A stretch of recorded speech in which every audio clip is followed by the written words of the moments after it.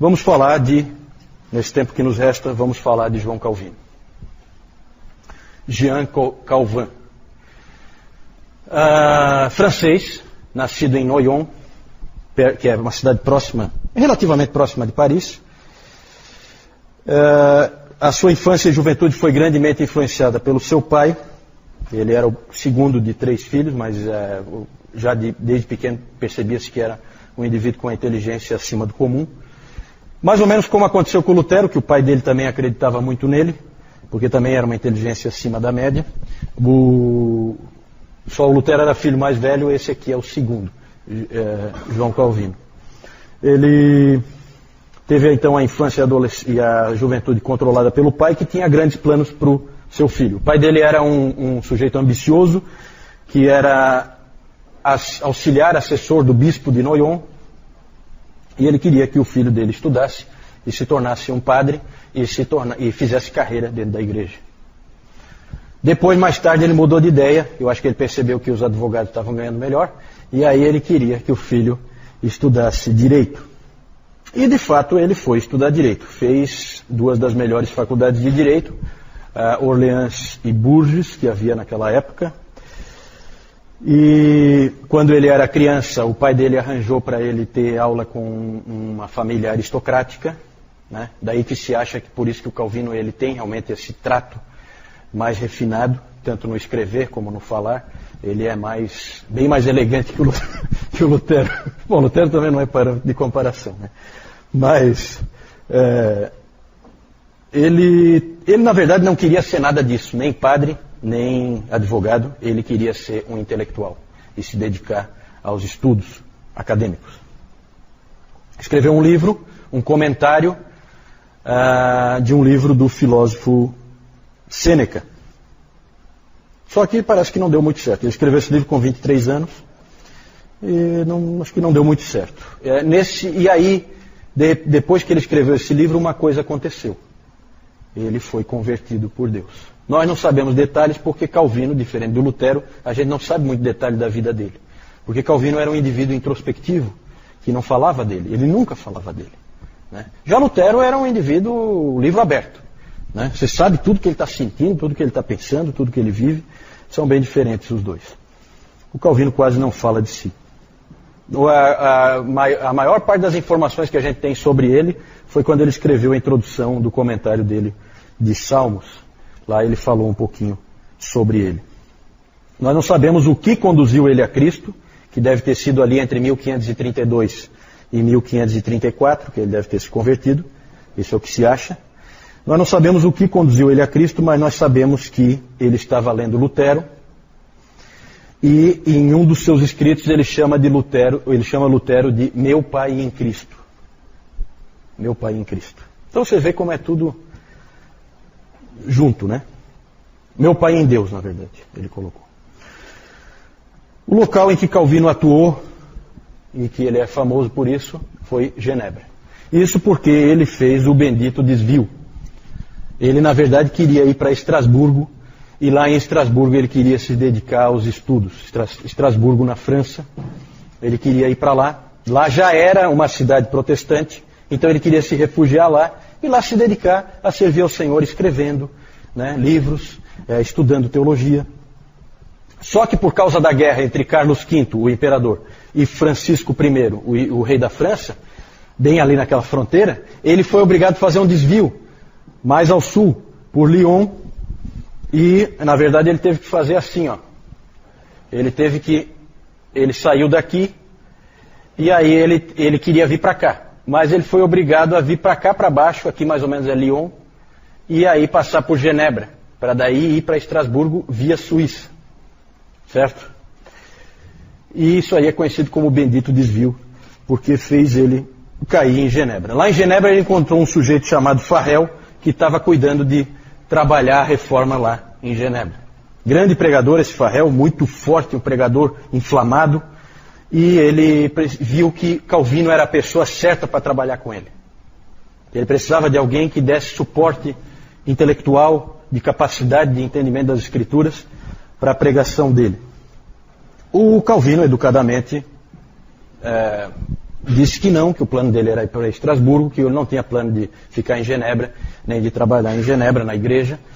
Ele queria ir para Estrasburgo para estudar. E aí foi o famoso episódio em que o Farrell, então, amaldiçoa ele, amaldiçoa os estudos dele, se ele não assumir a função que Deus está chamando ele para fazer aqui e agora.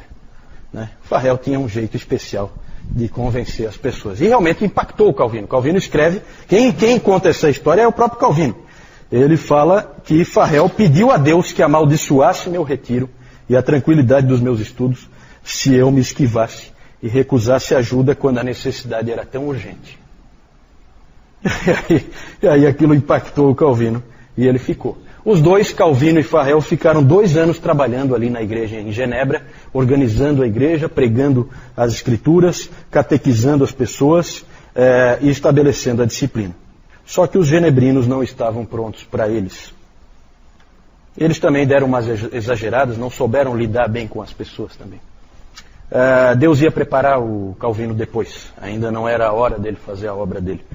Tanto que a coisa ficou tão feia que as pessoas colocavam o nome dos cachorros deles de Calvino, para poder chutar o cachorro na hora que o cachorro estava incomodando. E quando elas viam na casa do Calvino, que o Calvino estava estudando, ficavam jogando pedra na janela. Né? Então vejam que a relação igreja-pastor não era das melhores. Né? Então eles acabaram sendo convidados a se retirarem da cidade, e eles de fato se retiraram, tanto o Farrell como o Calvino. E aí o Calvino finalmente foi para Estrasburgo então, já que ali ele não era bem quisto. Ele foi para Estrasburgo, e lá então ele começou a fazer o que ele sempre quis. Estudar, e foram anos maravilhosos para ele. Só que lá ele conheceu alguém que foi muito importante na vida dele, uma influência tremenda, que foi o reformador daquela cidade. Falei antes que Estrasburgo já era protestante. Por que será? Porque havia ali um indivíduo chamado Martin Butzer. Esse indivíduo, já um indivíduo um pouco mais velho, o Butzer, ele era o líder da reforma em Estrasburgo. E ele convidou o Calvino para ajudar ele na igreja. Não ia ficar só estudando coisa nenhuma, você vai trabalhar também. Certo? Então esse Butzer, ele tinha sido convertido ao protestantismo por uma pregação de Lutero em Estrasburgo. Então vejam como Deus vai trabalhando. Vai jogando um aqui, um ali, um influencia o outro, os escritos de um influenciam o outro. É assim que Deus vai fazendo a obra. E ali com o Butzer, ele aprendeu a lidar com as pessoas, aprendeu a ser um pastor, aprendeu a se interessar pelas dificuldades das pessoas, tudo coisas que ele não sabia fazer, porque quando ele tinha chegado em Genebra, gente, ele tinha 20 e poucos anos, ele não tinha 30 anos ainda, né? Então ele nunca tinha assumido uma função assim. Vejam que Calvino nunca foi ordenado padre, nada, certo? Ele era um advogado, só que estava na malandragem porque não estava exercendo a profissão. Ele queria escrever e tal, né? E na verdade ele sempre era levado a fazer outras coisas. Lá havia uma igreja de 500 pessoas com refugiados franceses, certo? O próprio Calvino era um refugiado francês. Ele tinha ido para Estrasburgo também para se proteger, porque em 1536 ele tinha escrito a primeira edição das Institutas, lá na França. E é claro que o livro não foi lá muito bem recebido pela igreja. Então ele viu que a cabeça dele estava a prêmio. Então, por isso que ele tinha ido para Estrasburgo também. Ele queria ir para uma cidade que já fosse protestante. Mas o Butzer colocou ele para trabalhar com essa igreja de 500 pessoas de refugiados franceses. E o Calvino trabalhou ali pregando e aconselhando diariamente aqueles irmãos. Deus queria que Calvino fizesse um seminário com o Butzer, certo? Lá ele aprendeu a ser um pastor. E em Estrasburgo também ele encontrou uma esposa, Idelete de Bur, que era uma viúva que tinha 2 filhos. Eles se amavam muito, mas o casamento só durou 9 anos, porque ela faleceu.